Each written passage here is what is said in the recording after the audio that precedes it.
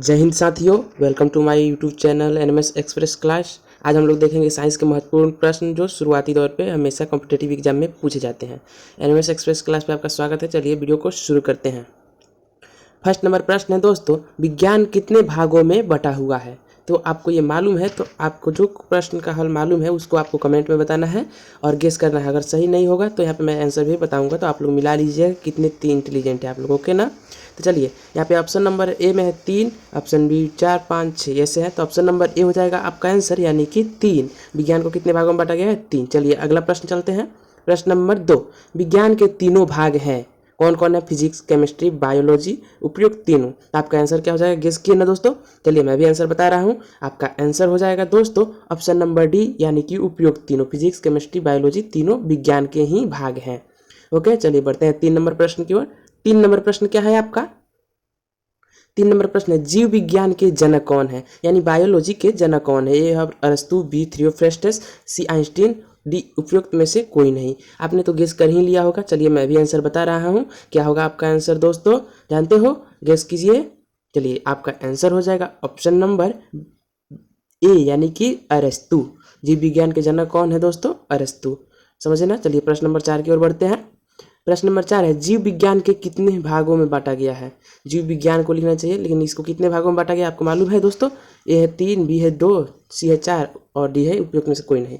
तो आपका आंसर हो जाएगा दोस्तों ऑप्शन नंबर बी, यानी कि 2 भागों में। चलिए तो जानते हैं 2 भाग कौन कौन से हैं।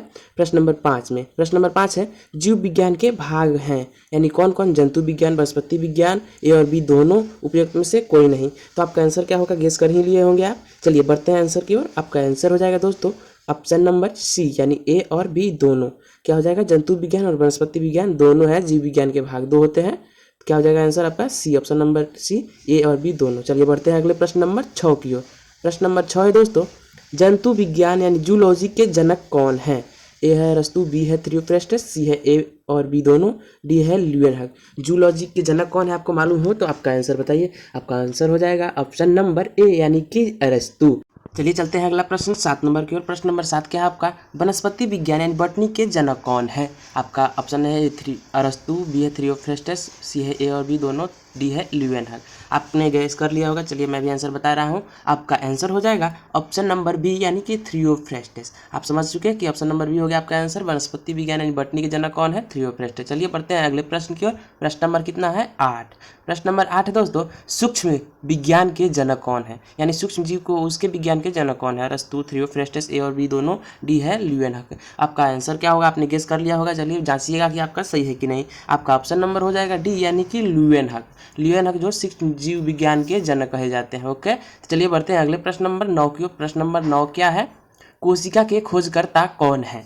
कोशिका यानी कि सेल, इसके खोजकर्ता कौन है दोस्तों? Robert Hooke, Robert Boyle, Robert Brown, Virchow. चारों में कौन सा होगा? आपने गेस कर लिया होगा आंसर। तो चलिए मैं भी आंसर आपका बता दे रहा हूँ। ऑप्शन नंबर ए हो जाएगा आंसर, यानी कि रॉबर्ट हुक ने कोशिका को खोजा था। रॉबर्ट हुक ने क्या थे?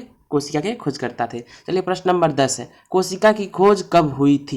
यानी कि रॉबर्ट हुक ने जब खोजा कोशिका को तो कब खोजा था? आपका आंसर क्या हो जाएगा दोस्तों? 1674 ईस्वी में, 1665 ईस्वी में, 1664 ईस्वी में, 1855 ईस्वी में। आपका आंसर हो जाएगा दोस्तों बी, यानी कि ऑप्शन बी, 1665 ईस्वी में कोशिका की खोज की गई थी। इतना तो समझ चुके दोस्तों।